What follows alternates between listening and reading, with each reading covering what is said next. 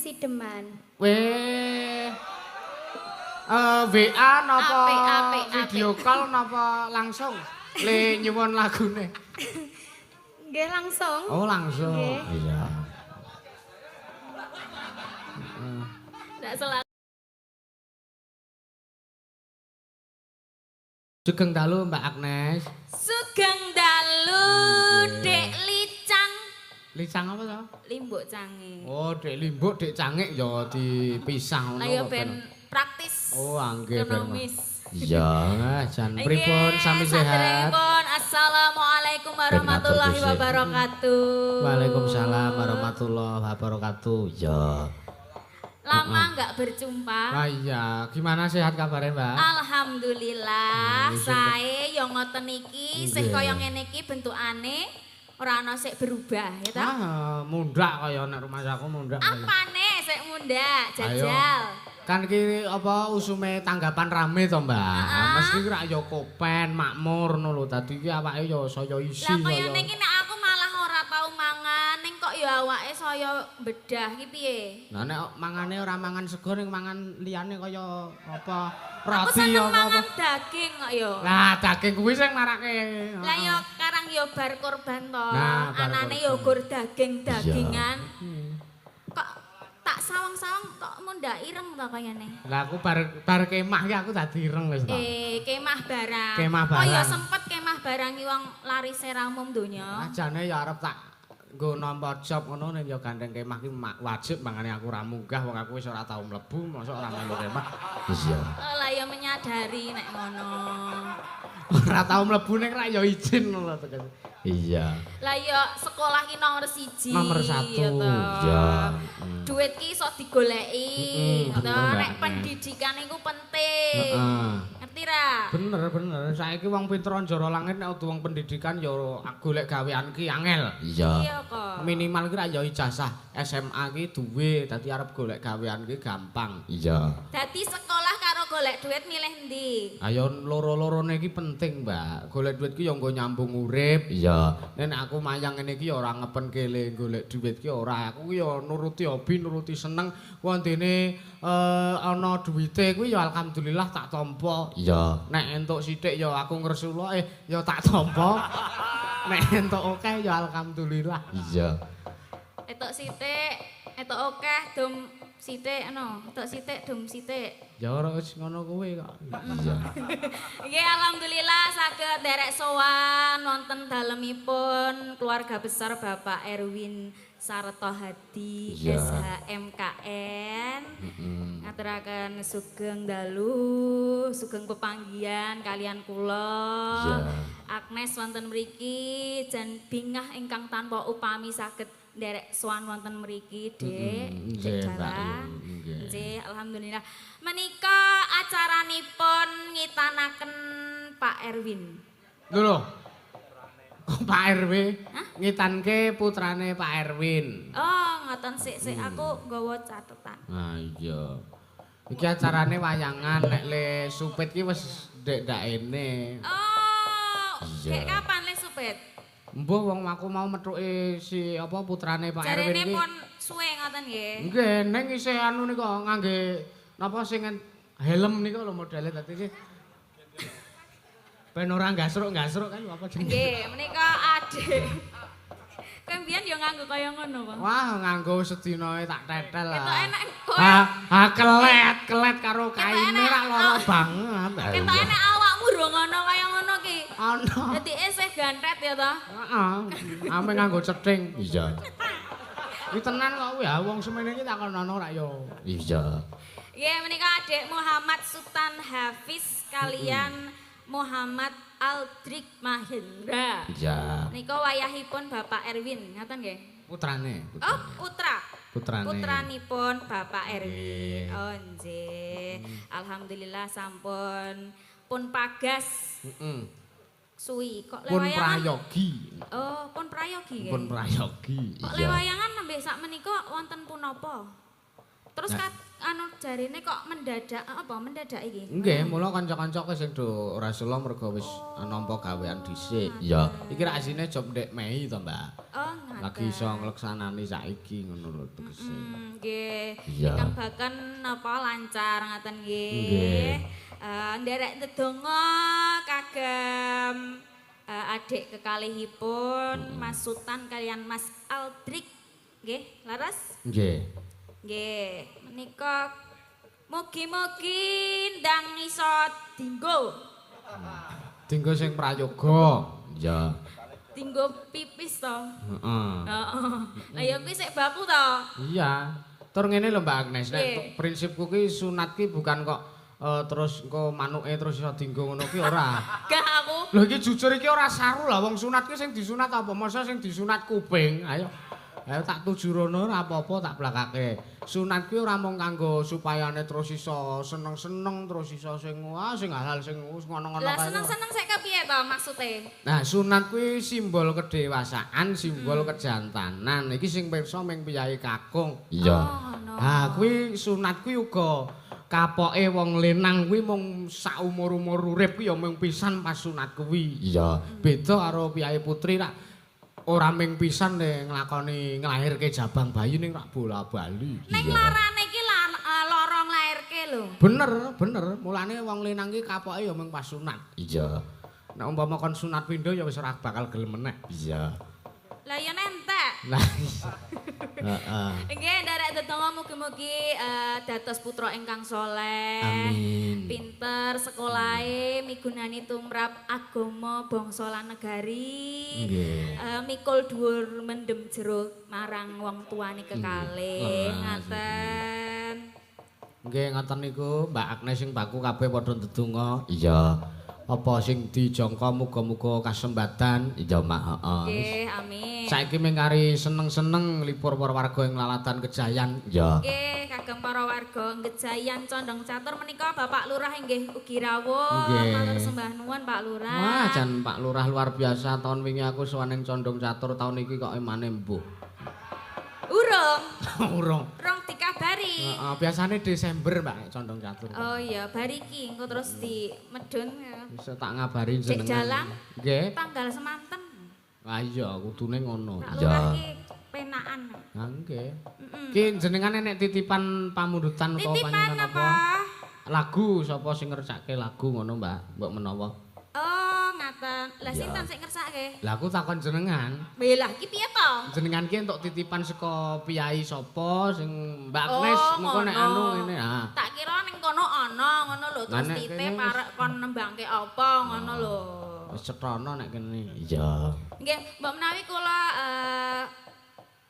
ajeng nembang. Nggih. Kak. Lah wis cetro masa ajeng macul rak ya ora mungkin. Lah ya genahe ngono lho. Genahe, oh, gampang. Kagem adik kekalih ingkang pun supetaken. Iya. Menika wonten lelagon spesial Napa Mbak? pakai telur. Weh. Telurnya sigar. Enggak, telurnya 2. Oh iya. Kiwa tengen. Mangga tembangin apa Mbak? Putra Nuswantara. Oh nggih, pakai bawah ya. Ya, bawa. Bawah. Heeh. Sinambi samangke nenggo request wau ugi wonten sampun wonten to, Dik? Nggih, niki wonten pun kula tampa, dite pun kula tampa, mengke tak jenengan tak dumi. Tak Iya. tampa dhewe ya, Wan. Hah? Ora mbok tumke. Tak dumke tak tampa terus kok sampean tak dumi ngono lho mbok ya. Ora. Dulu. Ora, nek aku ki gampang kok ya. Aku wis ditanggung karo Pak Erwin padake. Aku ya ora Iki mikir. lho, mesakno iki lho, sik ireng-ireng iki lho iki. Nah, nek kowe iki ya wis kowe wis do entuk dobelan, Mbak. Wis do entuk dobelan. Nampa panjakan loro. Elok. Ning bejane sing izin ya wis dilumpukke. Iya. Ngapa ta iki kok do izin ana wajah-wajah baru e lho. Lah ya karang wis iki kan jobe dadak ngono lho tegus ya. Wis monggo-monggo gak di anu bawane. Iya. Sepinten Mas Soleh. Mas Soleh. Sapa ta iki? Soleh Parangkusumo. Jenenge sapa ta? Oh, Mat Bleh-bleh. Oh iya. Sing gendar iki anu kuwi Nggon sanggul. Mangga. Terus aku ki nggawa oksigen ngono apa piye? Lah ya apa biasane iki nek kaya atlet-atlet kae Mbak saurunge olahraga ki menghirup oksigen murni sing nggon kalengan kae men le anu ki iso. Iya. Kuwi nek atlet nek sinden ki alami tandron oksigene, Nduk. Nek aku menghirup entut. Iya, Putra Nuswantara sampun Mbak Agnes. Ya. Kang jembuh kalian acara dalu punika. Nggih, iki ben dikancani karo Mbak. Monggo. Sing saka Cerak Dalang sithik. Sapa kuwi, Mak? Ingkang cantik-cantik menika. Ana Mbak Lisa Blackpink. Iya. Di sepati Mak. Sepati kaca-kaca. Duduk tata.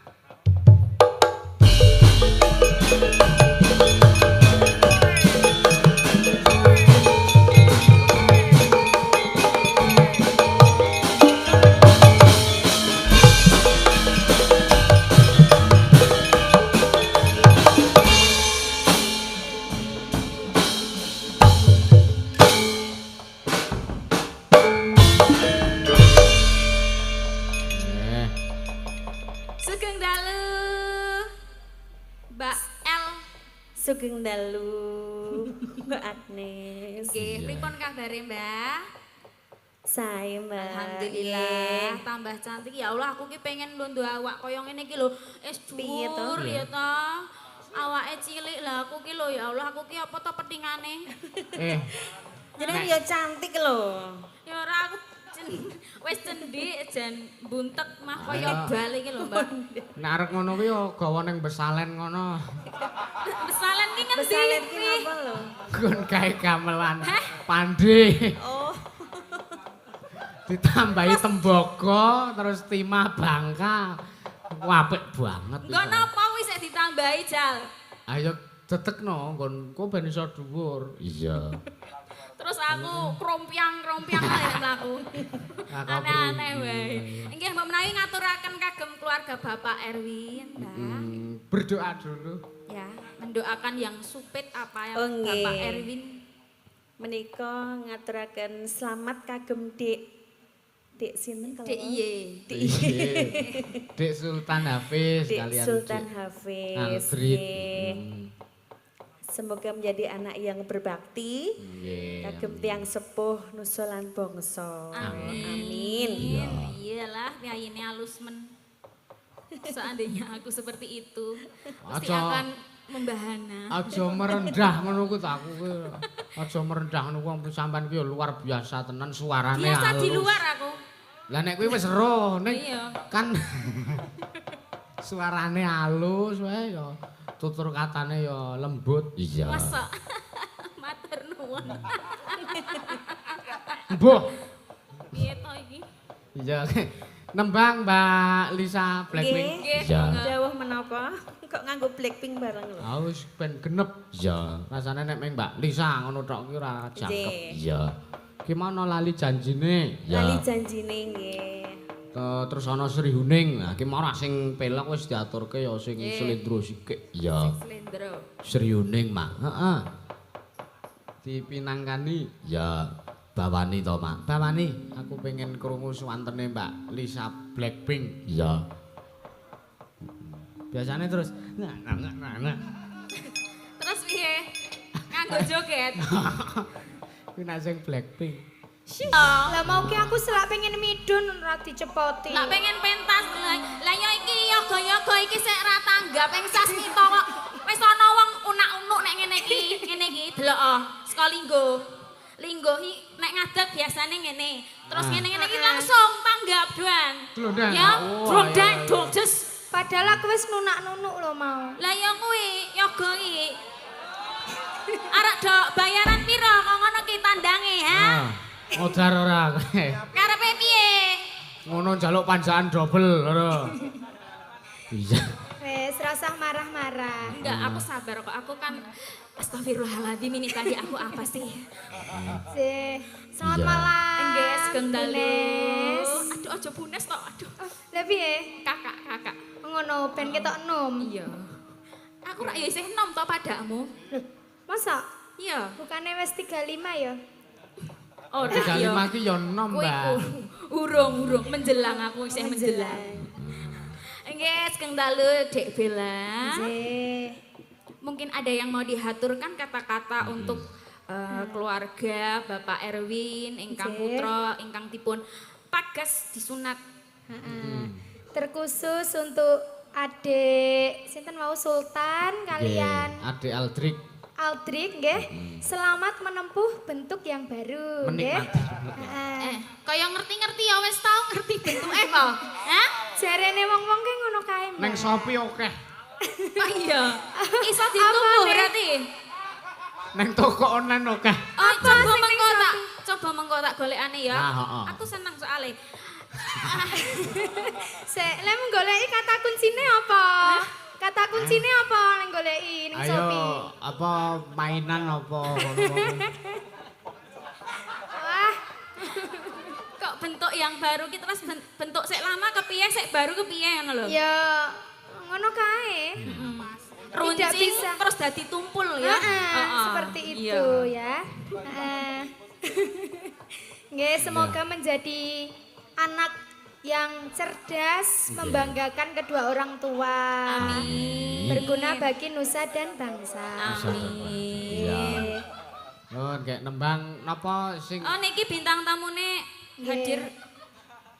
Bintang tamu kerdus. Nggih, matur sembah nuwun ya jan banyu mili lho suguhane. Saiki yahmine wis gudeg engko dilit mengkas kopi terus kopine wis urung? Oh wis. Terus mengko soto, pokoknya kopen. bubur. Iya. Nembang Mbak Nembang Bella. apa sayang? Nggih. Favoritin jenengan apa pun? Enggak. Oh, mboten minangkani pamundutan. Baik kula ki nek enten apa rencang utawa senior kula sing enggal mriki niku pengen napa senengane monggo. Iya. Mboten, kula senengane sesideman. Weh. WA napa Apik. video call napa langsung le nyuwun lagune. Nggih langsung. Oh langsung. Nggih. Iya. Ndak selak konangan jare. Nggih selak konangan. Aja iki mung lagu ya. Nggih namung lagu. Lah nek ana kesempatan yo gek nembang ngono lho. Monggo. Heeh, ra apa-apa. Ayah dengkulmu mamblek. Iya monggo. Wiwitane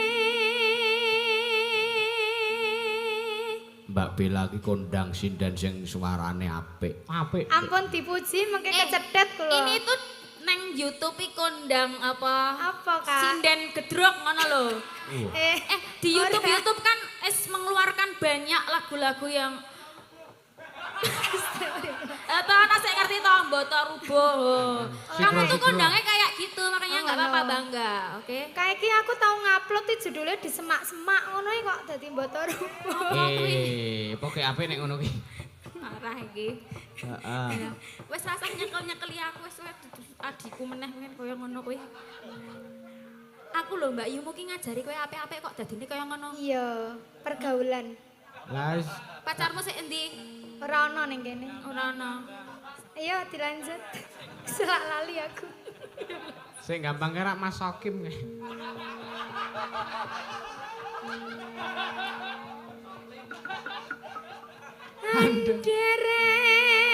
Derek sang pagi.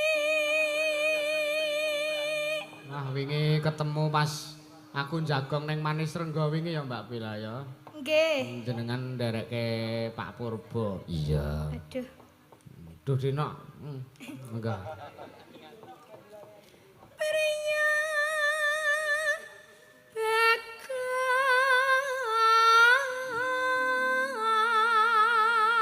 bagus. Nah karo dilap barang Mbak Agnes ben ora.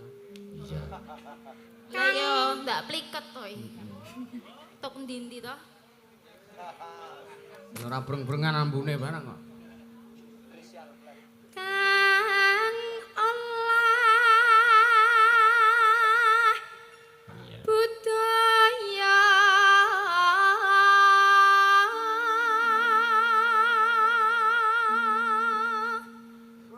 Sowan Sowan menyang kutha gedhe.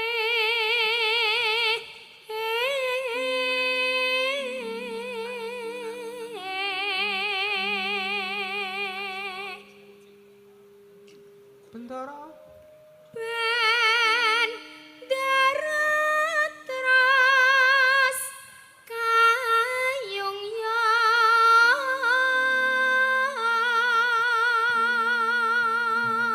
ngrungkat tenan kok nek kon kowe kok. selendang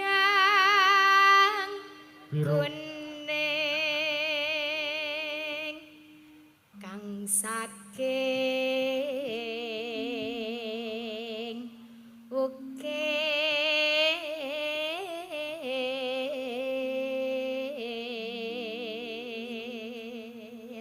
Selawara swara kurang pramana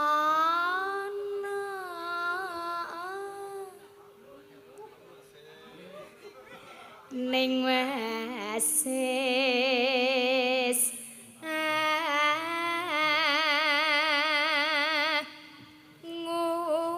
ngungro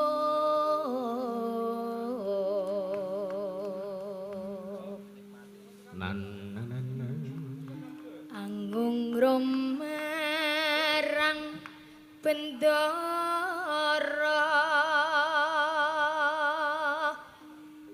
dia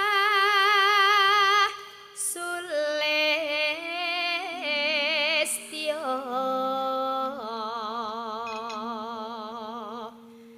pijer ngincangake